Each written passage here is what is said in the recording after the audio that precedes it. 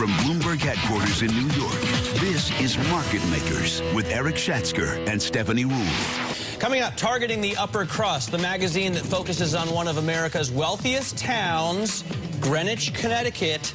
Stay with us.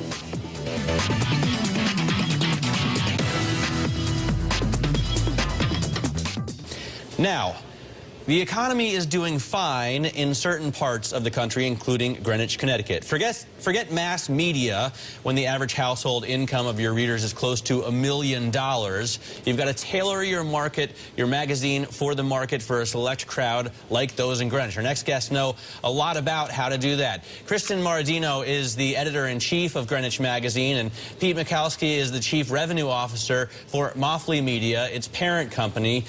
Great to have the two of you on a day when your readers are losing a lot of money. I don't want to bum anybody out, but they have enough left over. It's a really interesting magazine, and congratulations. Thank you. And I wonder how you cope in today's sort of digital world, because you rely more on the print edition. You care more about the print edition. Why is that? Well, I think when you look at our readers and what we're doing for our readers, we're providing them the luxury information. We're providing them with what's going on in fashion and food and travel and all of that. But our magazine also is about their life, not just their lifestyle. And what that means is covering in depth also topics, the power players. Your own Peter Grauer, chairman of Bloomberg, was on our power issue cover a few years back. We have, the entertainment field, the big heavy hitters.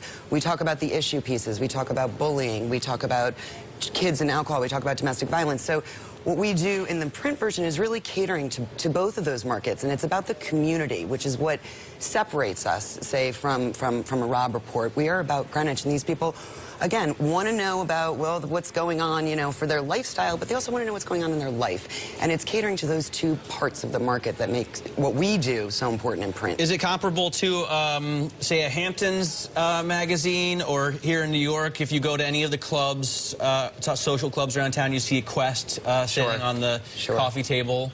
I think those would be the comparisons that people might draw the most. Again, I think our point of difference, what does set us apart, is we are still going after issue pieces. We are still asking some tough questions. So while we're luxury and we're that aspect, we're also delving into things, which I think some of the other magazines don't necessarily do as much. Can they do hard-hitting pieces? Can they do real journalism? Because certainly you don't want a banker in Greenwich to pick up the magazine and read a negative story about himself, but sometimes the truth hurts. I think we have to have some gravitas in what we do, and it's important that we stay on some of the hard issues that affect the town.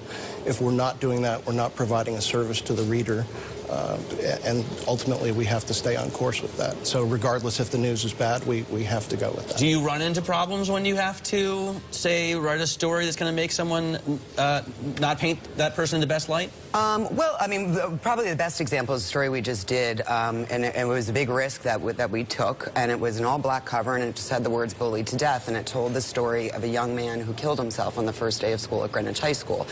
And the questions were, where was the school? Where were the teachers? Why was this allowed to happen? For a magazine that's typically celebratory about the town, because we have a wonderful town and we want to celebrate it, but also we have to ask these questions. And so it was a little touch and go, and we had some conversations about, but we went with it, and it was one of our highest selling covers of the year. And I think that says a lot. There were people that were shocked that we took the school system on. I mean, the school system is a big deal in Greenwich, and it affects real estate Absolutely. prices. So I think that's a perfect example. And the parents obviously have some responsibility in what's going on with their children, and they're reading the magazine as well. Exactly. On a lighter note, to have readers whose average income is $1 million must make advertising sales a breeze. Yeah, I can say I wish it was a demographic that I had in some of my previous jobs.